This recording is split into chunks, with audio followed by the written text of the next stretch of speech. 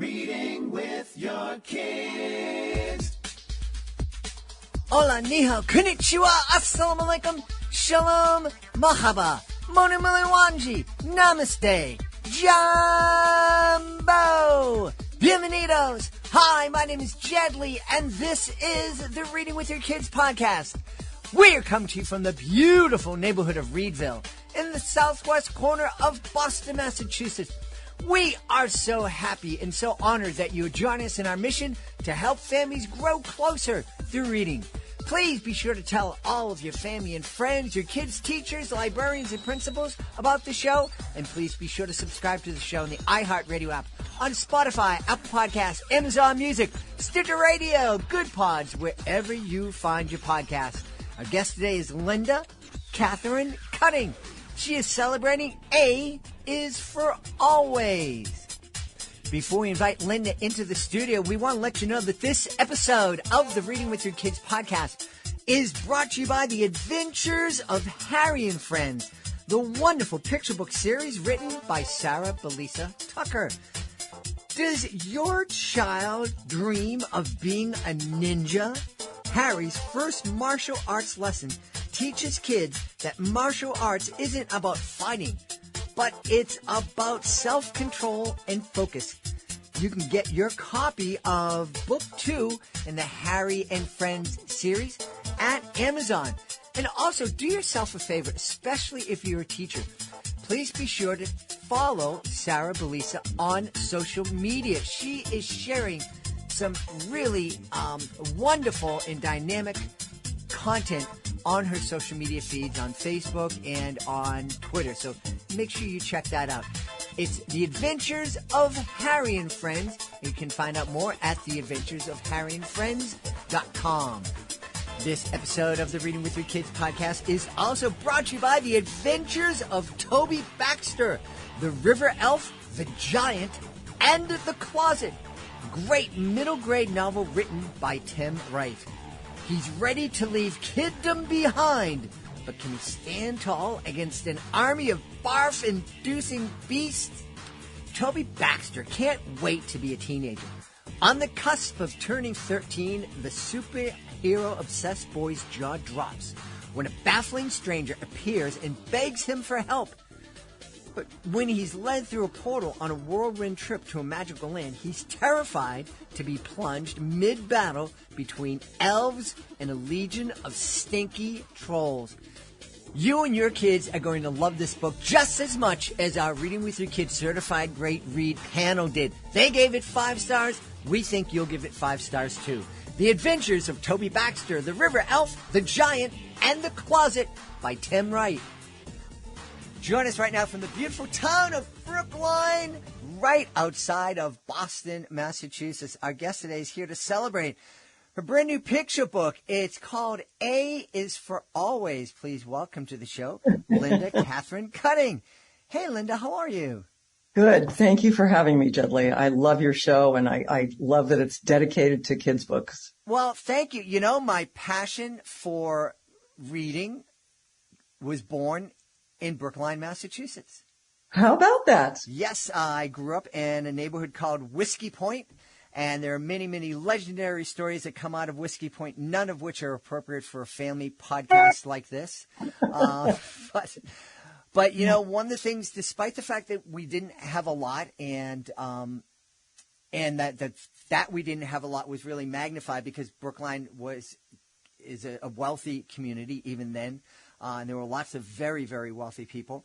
We had each other, and we had an education, and that's something that a lot of kids in at-risk neighborhoods don't have, is a real first-class education. And that's one of the things I'm thankful for, that in Brookline we had a really great school system that really helped develop a love of reading in me and all of my friends.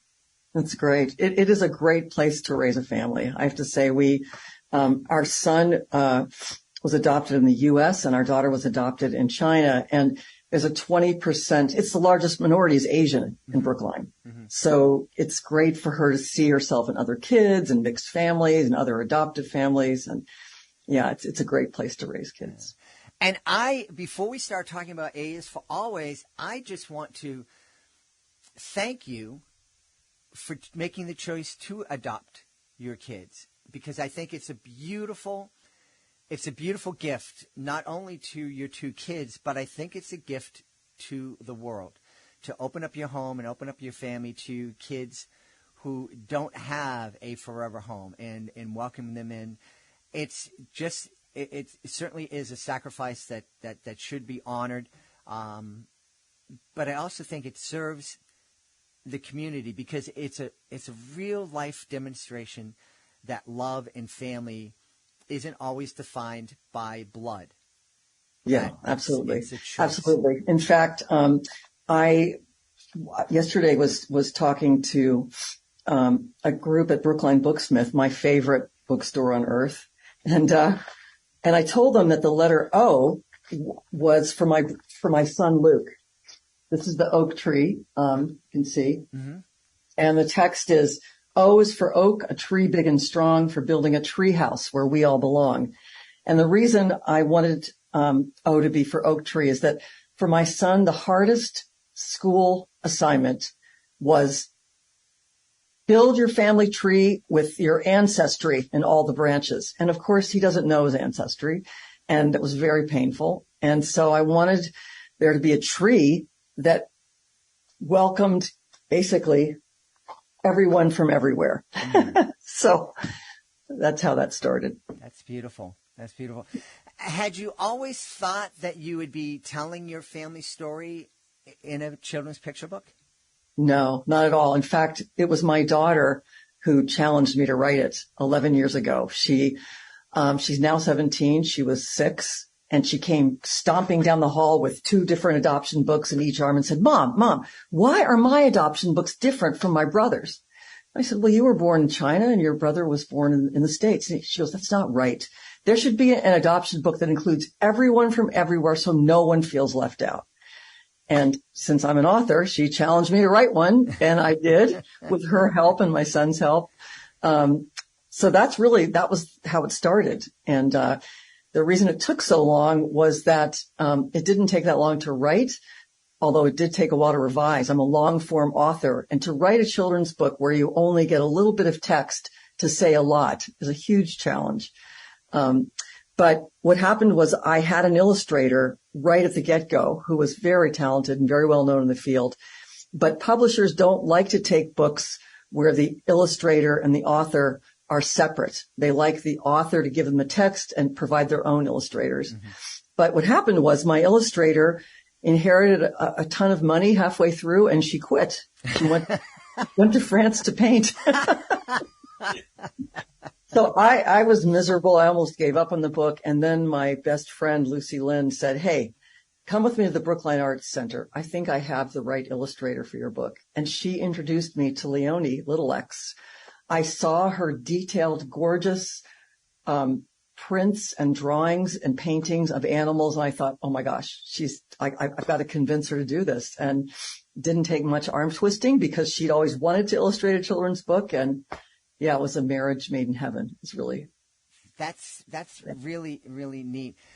I'm really happy that you acknowledged how difficult it is, especially for somebody who writes novels and longer pieces, how difficult it is to tell a story in 500 or 600 words. Very, very difficult. Yes. The only people who understand that are poets. And I was lucky enough to have a poet in my writers group, Jennifer Barber, well-known poet, editor, and she's also an adoptive mom. She was so helpful in getting me to find the right few words to express a lot. One of the things that was really important to me was that so many of the children's adoptions books that I bought for my kids and that I've seen are only about the joy and forever after happiness of adoption. But truly there are challenges that adopted kids face. And I wanted them to turn the pages and see themselves in the joy of having a family, but also acknowledge the loss of their original family, because every adoptee has 2 families. Yeah. They have their adoptive family and they have their birth family, and both are very, very important. And so that's what I attempted to do, was to write some letters that addressed some of the difficulty, especially with interracial adoption, where the adoptee doesn't look like the rest of his or her family. I wrote the letter U. It's right here. I'm not sure. Can you see that? I can see it. Our listeners can't. And what Linda's showing me is a spread from her book featuring elephants and koalas and giraffes, and it's just adorable. So in the letter U is for the understanding you'll get from a parent when something makes you upset. And the mama giraffe is nudging her baby elephant as the baby elephant looks sad watching a family of look-alike elephants parade by. And I think that's probably the roughest part of interracial adoption is not looking like your family and not looking like your adoptive family. And also not, in my daughter's case and in many kids' cases who aren't in open adoptions, not knowing your birth family, not knowing your origins. I really wanted this book to be a mirror for kids. The letter I is for inherit, a word for the traits you get from your birth parents, hair curly or straight. And in that one, my illustrator drew a hedgehog with straight hair and a lamb with curly hair, both looking into the mirror. And that is, let's show you here. Lovely. And one of the things that another adoptive mother and I were talking about was dealing with kids' hair that's so different from ours. Mm-hmm. And in her case, she adopted a beautiful black daughter and with very curly hair, and really didn't, she went to her black friends and said, help. In my case, I grew up with curly, frizzy blonde hair. Mm-hmm. And I always longed for straight, black, silky, long hair. And that's what my daughter has. And I've always thought it was so beautiful that all I've ever done is just brush and brush and brush. But she had to go to friends to learn how to French braid, to learn how to do Dutch braids, to learn all those things that kids, girls with long hair typically learn from their moms. And that's something I wasn't able to provide. But she, So I wanted there to be a book that framed the joys and the challenges side by side of adoption so that kids had a mirror. Yeah. That every page is a mirror of sorts. I think that that's very important to kind of point out, because it is, being a foster parent, being an adopted parent, it's something that I celebrate, but it's also something I recognize isn't for everybody and is very, very challenging, both for the kid and for the parent. For the kid, I mean, there's so much they've experienced, in many cases, so much rejection in their lives that they oftentimes will enter a foster and adoptive situation just kind of with their guard up, just thinking, okay, well, how long is it going to take you to reject me? And of course, that makes it very difficult. And the other things you were mentioning, not looking like this family. Well, the other thing that can also be challenging is in our son's case, he has big blue eyes that look so much like his dad's, and yet there's no DNA relationship at all. Mm-hmm. And so I'll never forget once, I think he was 10 and Hannah was 6, and he said, how come no one ever asked me my adoption story? Everyone wants to know about Hannah, where she's from, what part of China, this and that. No one cares that I'm from, a state in the States and I have my own story. So for him, looking like his adoptive parents sometimes made him feel invisible. Mm-hmm. Mm-hmm. And so, I think there are challenges all around. I have to say, though, for our kids, I mean, they are the greatest gift we've ever had in our lives. And both of them at least say that, I mean, we have a very close family. I'm very, very lucky and grateful for that. And my husband is a huge part in that. But, Hannah has often said, Mom, I don't even remember that I'm adopted, except sometimes when I'm in public and people look at me like, how come you don't match your family? Mm-hmm. It's sort of, but I'm hoping that the book will reach beyond adoptive families, mm-hmm. because the other thing that my daughter said was, Mom, it's really important in school we learn about marginalized communities. And it's really important to me that other kids learn about what it means to be adopted and, learn about our world in a sense. Yeah. But the other thing it addresses is, one of my daughter's closest friends from soccer, was born to a white mom and a Chinese dad. And she looks so Chinese. She looks as Chinese as Hannah does. And I'll never forget her mother telling me our daughters were in the back seat discussing what it's like to have a white mom. Now, in her case, it was a biological white mom. In my case, I'm an adoptive white mom, but the feeling of difference is there. And so I launched the book on Saturday in the town of Beverly they did this program called Families Come in All Shapes and Sizes. And it was the perfect launch for this book because I want kids to, not just adoptees, but kids who, come from families where that maybe they're interracial, they look a little different, or kids who want to learn about what it means to be an adoptive family. I think the reach is wider than just adoptees. Oh, absolutely. And one of the things we've celebrated the fact that, books can be a mirror, and that's a wonderful thing for a book to be. But I think it is equally important for books to be a window to give absolutely. kids an opportunity to look and to see their neighbors, to take a look inside their neighbors' lives, and to understand that this person that looks different than them, that might speak a different language than them at home, that eats different foods, that is a person, that is another member of my human family. Yeah, I love that. Thank you, Jedli. A book is a window. I love that. Oh, absolutely. Yes, books are mirrors, windows, and sliding glass doors, giving us an opportunity to meet each other. And, great. And I think that's really important. You steal that line. I hope that's okay. Well, you're not stealing it from me. It's out there. You were bringing up not looking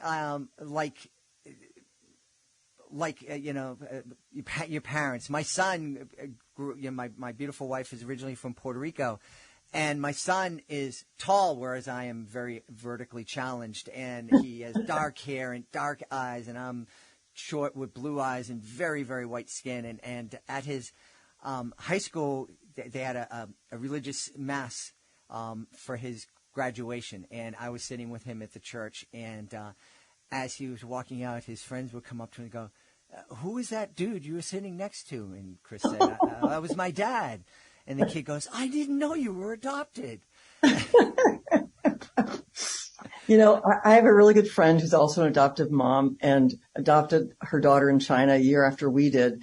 And she also has a biological son, and she herself, my friend, is Chinese American, and the father of her first son is white.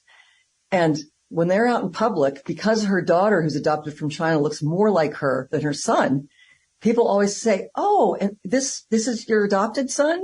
It's just, people need to look through those windows and sliding glass doors a lot to see how families are formed. And, that we're all individuals who come to love each other. And I think what books can do is exactly what you said, give us a window into other lives so you don't feel as alone. And so you feel a sense of community with those who seem like other to you. Mm-hmm. Mm-hmm. You mentioned earlier that your daughter was adopted and she wasn't part of an open adoption, meaning that she won't find out who it would be very difficult for her to find out who her biological it would be family difficult. I wouldn't say impossible. And we have always told her that if she ever wants to search, we would completely help her in that process. Yeah.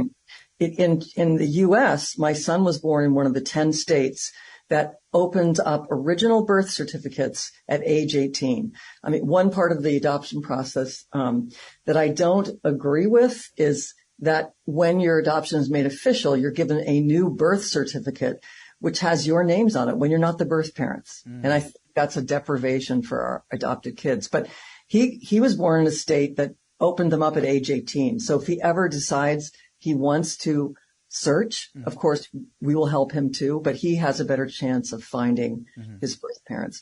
My only concern is that they wanted a closed adoption, and I hope and pray that if he ever does search, that they're open to seeing and meeting him and acknowledging him. Yeah.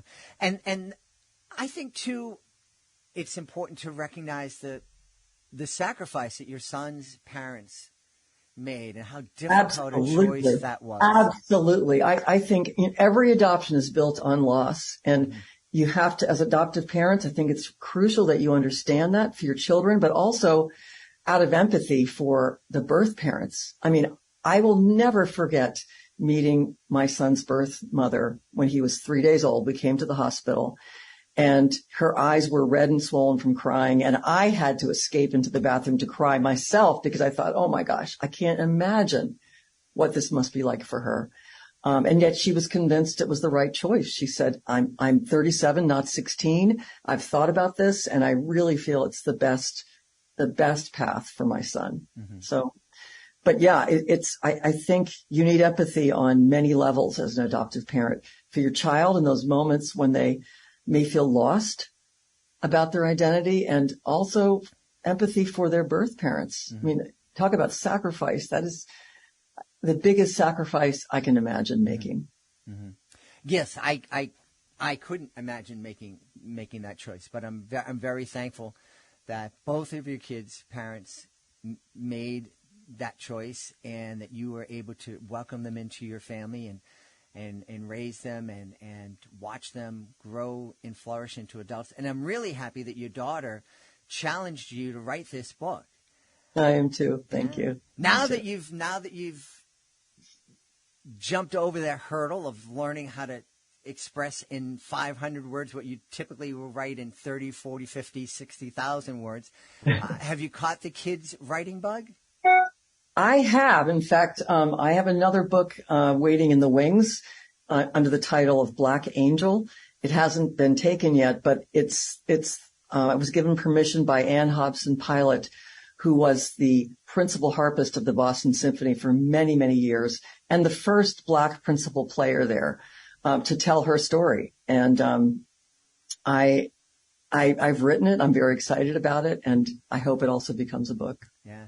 And for those of you who can't see the interview happening right now, which includes everyone because we're not recording the video, there is a beautiful harp right behind Linda in her home, and piano. So I'm imagining that your house, in addition to being filled with love, it must be filled with beautiful music. Thank you. Thank you. Well, it's not always beautiful because, many of us are practicing at times, but what I feel so blessed with is I spent so much of my adult life as a concert pianist, and I had no sense of whether children who didn't share my DNA would share my love of music. But lo and behold, my son, who's 21, is a fabulous violinist, and my daughter, who's 17, is a fabulous harpist. So I'm just so blessed in that way. So are we guessing that that the musical ability, it's not so much nature, it's nurture? It's both. Yeah. I've said to both of my kids, you know what? You obviously have been exposed and sometimes overexposed to music at home, but that kind of gift doesn't come out of nowhere. I believe that came from your birth families, that you both came from musical families. Because, the other thing I've done for many years is to teach. And one thing you cannot teach is how to make a beautiful sound. Really, that is so inherent. And both my kids have that. Wow. And my daughter, I was so proud of her because she actually, she started the piano with me at age 5. And when she was 13, said, Mom, I don't want to play the piano anymore. It's your instrument. I'll never play the way you do. In fact, she told off her first piano teacher who told her my other 6-year-old practices 2 hours a day. She was Russian. Mm-hmm. And Hannah goes, well, I'm going to be a doctor, not a pianist, so I don't have to do that. She wanted to have an instrument that was just her own. And so she chose the harp, and she was worried that she was starting the harp too late at 13. And I said, Hannah, Ann Hobson Pilot, one of the greatest harpists on earth, started at 14. She goes, oh. So Hannah is studying harp with Franziska Hunn, who studied with Ann Hobson Pilot. And but it's her instrument. I don't know the first thing about the harp, except that I love the sound of it and I love hearing her play it. And yeah. Wow. She couldn't pick an instrument she could carry around in her pocket. Oh my gosh. She just gave her first recital with a full harp, and it was not easy. Transporting it, getting it into place, tuning it. I mean, there's a lot that goes into it. I'm sure. Hey, I know people are going to want to know where they can go to find out more about A is for Always and also find out more about you. Oh, thank you. I do have a website, an author website, which is just lindacutting.com. But Familius, my publisher, has a website, and they can learn about the book there. It's also available at Workman, which is affiliated with Familius. It's available in bookstores all over. Although I prefer independent bookstores, I must say I'm grateful for those who bought it on Amazon and shot it up to number one in new children's book releases on adoption. That's wonderful. Yeah. That's wonderful. Well, we've had a great time speaking with the author of A is for Always, Linda Katherine Cutting. Hey, Linda, thanks so much for being with us. Oh, thank you so much for having me. I love your show, and I feel very, very honored to be part of it. Please be sure to join us for the next episode of the Reading with Your Kids podcast. Our guest will be Lindsay Gazicki. Lindsay's returning to the show to celebrate The Pirate Princess, her latest picture book. It's a lot of fun. Lindsay is a great guest. You don't want to miss it. Hey, if you are an author, you don't want to miss your chance to visit our website, readingwithyourkids.com. You can find out how you can be a guest here on the podcast, find out how you can submit your book to our Certified Great Read panel, and also learn about our monthly promotion program. We can have your book displayed on our nationwide network of digital pedestrian billboards. We have billboards in Atlanta, Georgia, Los Angeles, California, Sacramento, California, Albany, New York, Toledo, Ohio, Hermiston, Oregon, and right here in the beautiful city of Boston. In fact, one of our billboards is strategically placed between Fenway Park and the closest subway stop. So that gets a lot of views every single day. Learn more about it by going to readingwithyourkids.com. I want to thank the folks who made today's show so wonderful. Of course, I want to start by thanking our guest, Linda Katherine Cutting. I want to thank her for being here. I want to thank her for being an adopted parent. I also want to thank her for sharing A is for Always. I want to thank our sponsors, Tim Wright. Please be sure to check out The Adventures of Toby Baxter. And Sarah Belisa Tucker. Be sure to check out her Adventures of Harry and Friends series. I want to thank my team, Fatima Khan, Rory Grady, Nicole Bel Castro, Mirabella Q. I want to thank my beautiful wife for all the support she gives me. Most of all, we all want to thank you. Thank you so much for taking the time to join us today. And as always, thank you so very much for taking the time to make the world a better place by reading with your kids. I'll be looking for you in the next edition of the Reading with Your Kids podcast.